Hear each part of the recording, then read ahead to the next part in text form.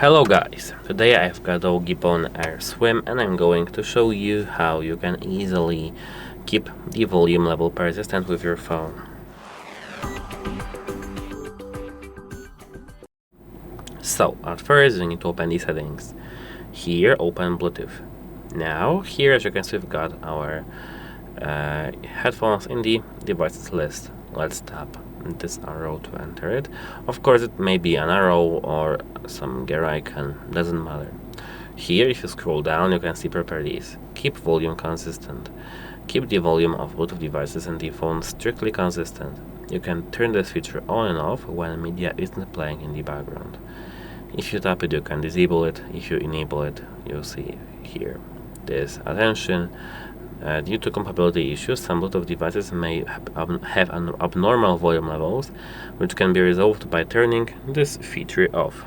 You can tap here, just OK. And that's it. Bye!